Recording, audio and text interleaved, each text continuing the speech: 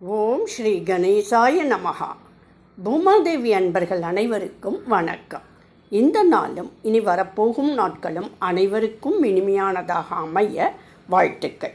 இன்று பவமான சங்கடகர சதுர்த்தி நாளில் நம் வாழ்க்கையின் அனைத்து துன்பங்கள், தடைகள், கடன்கள், மன அழுத்தங்கள் நீங்க நம்பிக்கையுடன் நாம் சேர்ந்து பாராயணம் செய்வோம்.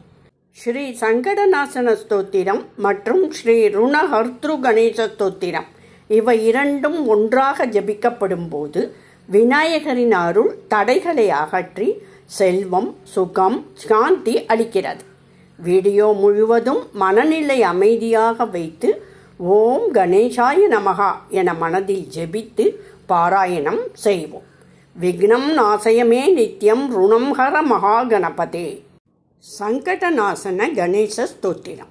நாரத உவாச்ச பிரணம்ய சிரசா தேவம் கௌரிபுத்ரம் விநாயகம் பக்தாவாசம் ஸ்மரேன் நித்யம் ஆயுஷ்காமாத சித்தயே பிரதமம் வக்ரதுண்டம் ச ஏகதந்தம் த்விதீயகம் திருத்தீயம் கிருஷ்ணபிங்காக்ஷம் கஜவக்த்ரம் சதுர்த்தகம் லம்போதரம் பஞ்சமம் ச ஷஷ்டம் விகடமேவ ச சப்தமம் விக்னராஜம் ச தூம்ரவர்ணம் ததாஷ்டமம் நவமம் பாலச்சந்திரம் ச தசமம் தூ விநாயகம் ஏகாதசம் கணபதிம் துவாதசம் தூ கஜானனம்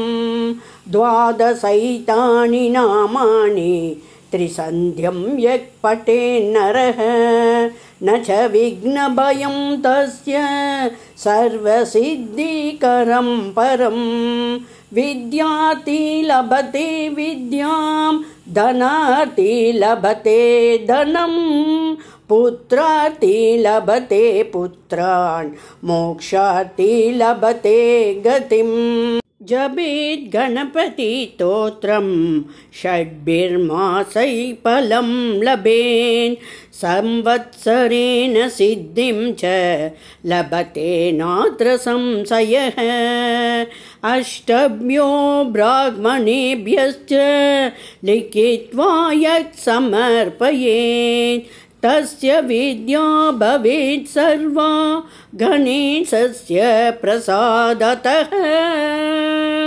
ஸ்ரீ கணேச ஸ்தோத்திரம் சம்பூர்ணம். ஸ்ரீ ருணஹர்த்ரு கணேச ஸ்தோத்திரம். தியானம். சிந்தூரவர்ணம் த்விபுஜம் கணேசம் லம்போதரம் பத்மதலே நிவிஷ்டம் பிரக்மாதிதேவை பரிசேவியமானம் சித்தைர்யுதம் தம் பிரணமாமி தேவம்.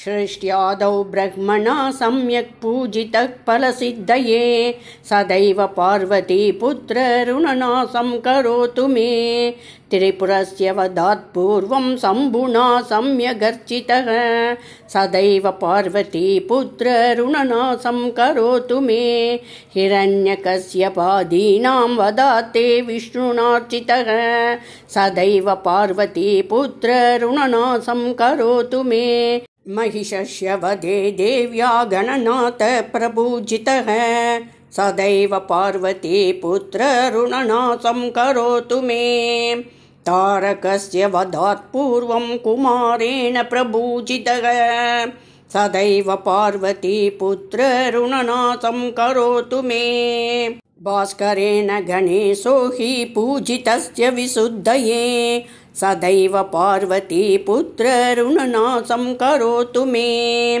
शशिना कान्तिवृद्ध्यर्थं पूजितो गणनायकः सदैव पार्वती पुत्ररुणनासं करोतु मे पालनाय च तपसां विश्वामित्रेण पूजितः सदैव पार्वती पुत्ररुणनासं करोतु मे इदं ऋणहरं स्तोत्रं तीव्रदारिद्र्यनाशनम् एकवारं पठेन्नित्यं वर्षमेकं समाहितः दारिद्र्यं दारुणं त्यक्त्वा कुबेरसमतां व्रजेत् पठेन्तोऽयं महामन्त्रसार्धपञ्चदशाक्षरः श्रीगणेशं ऋणं चिन्दिवरेण्यं हुं नमः इमं मन्त्रं पठेदन्ते ततस्य सुशिभावनः एकविंशतिसङ्ख्याभिः पुरश्चरणमीरितं सहस्रवर्तन सम्यक् षण्मासं प्रियतां व्रजेत्